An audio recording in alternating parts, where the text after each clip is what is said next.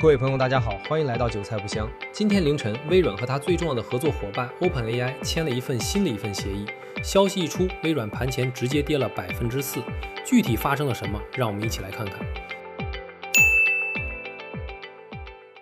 表面上看，双方发了一份客客气气的联合声明，说这次调整是为了长期合作的确定性与灵活性。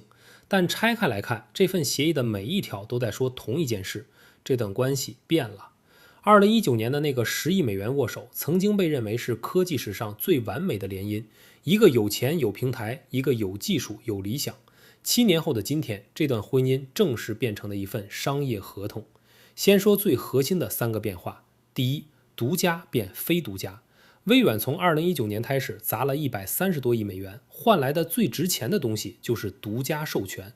只有微软能用它的模型，只有微软的云平台能卖它的接口。现在这个独家没了，授权延续到2032年，但从今天起变成非独占，任何云服务商都可以卖它的产品。第二，微软不再付钱了。之前的协议里，微软要向对方支付营收分成，现在这笔钱不用付了，但反过来，对方向微软支付的分成会持续到2030年，比例不变，设了一个总额上限。第三，那个让所有人都头疼的条款被删了。之前的协议里有一个很特殊的规定，一旦对方宣布自己的系统达到了通用人工智能的水平，并且经过专家委员会认定，微软就会失去独家授权。这个条款因为定义太模糊，双方为此谈了好几个月，现在直接删掉了，不存在了。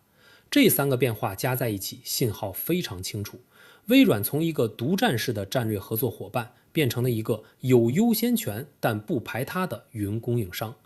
这段关系是怎么走到今天的？时间回到2019年，微软第一次投了10亿美元的时候， OpenAI 方还是一家烧钱的非盈利机构，没有产品，没有收入，只有一群顶尖的研究员和一个宏大的愿景。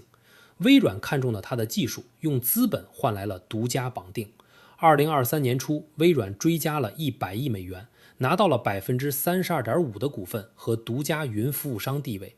这笔交易在当时被认为是科技史上最精明的投资之一。纳德拉用130亿美元的总投入撬动了整个人工智能时代的基础设施入口。但 OpenAI 长大了，年收入从0做到了超过100亿美元，用户数破亿，产品线从聊天扩展到搜索、图像生成、代码助手、企业服务。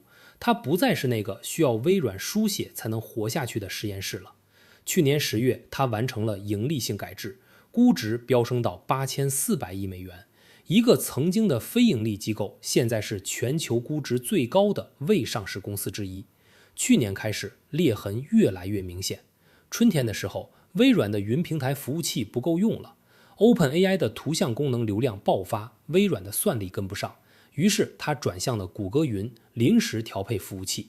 双方随后迅速签了更大规模的合作协议。同一时间， OpenAI 宣布了一个叫做星门的超级数据中心项目，联合甲骨文、软银和中东资本，计划投资5000亿美元。微软不在这个名单上。5000亿美元建一座专门用来训练和推理的超级人工智能工厂，这个项目的规模比微软自己的数据中心投入还要大。对方在用行动告诉微软，我有能力，不依赖你。然后是收购编程工具的事。OpenAI 想收购一家代码编辑器公司，但这家公司的产品跟微软自己的代码助手是直接竞争关系。按照之前的协议，收购后的技术要跟微软共享知识产权，对方拒绝了，要求把这笔收购从共享机制里剥离出来。今年2月，亚马逊投了500亿美元，获得了在自己云平台上托管对方产品的权利。微软内部对此极为不满，一度考虑提起法律诉讼，认为这违反了双方的独家供应条款。亚马逊不仅投了钱，他拿到的是在自己的云平台上托管对方产品的权利，这直接动了微软的核心利益。所以今天的协议不是突然发生的，它是过去1年多矛盾逐步累积的结果。双方坐下来，把一段已经名存实亡的独家关系正式改写成了一份更现实的合同。对微软意味着什么？短期看确实是利空，独家授权没了，意味着微软的云平台不再是使用对方模型的唯一入口。亚马逊、谷歌、甲骨文都可以卖同样的产品。微软在人工智能基础设施上的护城河被削弱了。微软的盘前跌了4%，亚马逊涨了1%。市场的判断很直接，解绑对亚马逊有利。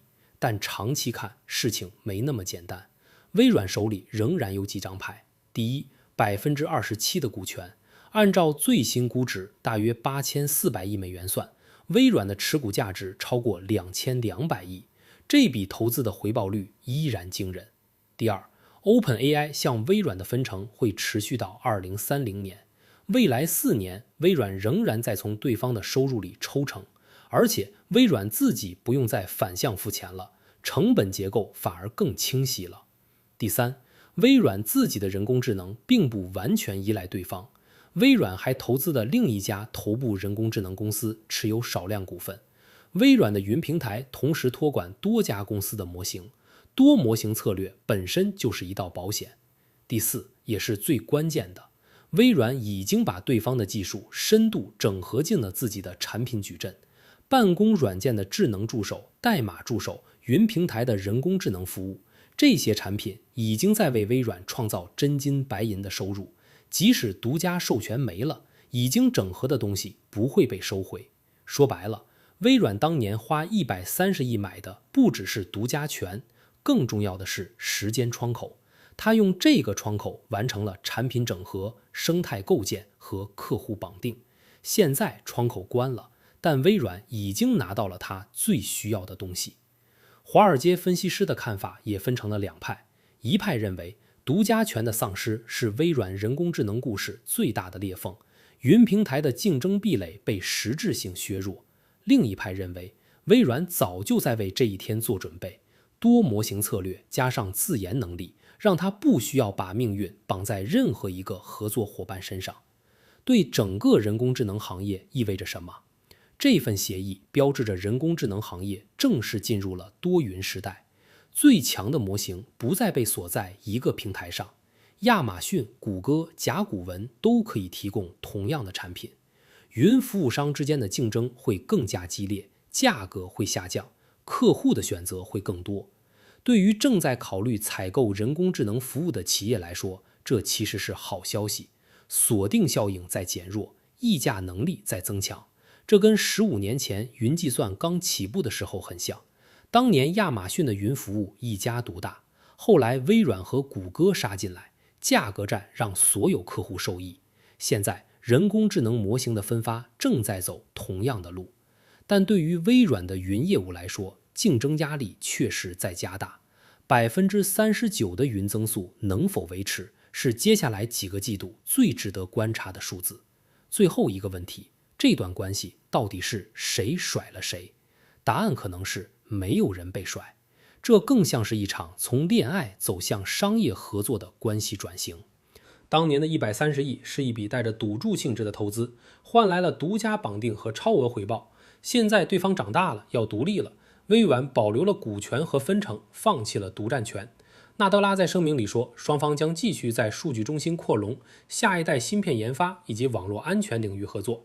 措辞很客气，但信息很明确，我们仍然是最大的股东和最重要的合作伙伴，只是不再是唯一的那个。对微软来说，真正的考验不是失去独家权，而是它自己的产品能不能在一个开放竞争的环境里继续赢。如果办公软件的智能助手、代码助手和云平台的人工智能服务能持续增长，独家不独家其实没那么重要。130亿美元的投入换来了27%的股权，6年的独家窗口和一整套已经整合进产品线的技术。这笔账算下来，微软没有亏，它只是从一个独占者变成了一个最大的合伙人。感谢大家观看，您的订阅是对我最大的支持。我是韭菜不香，我们下期再见。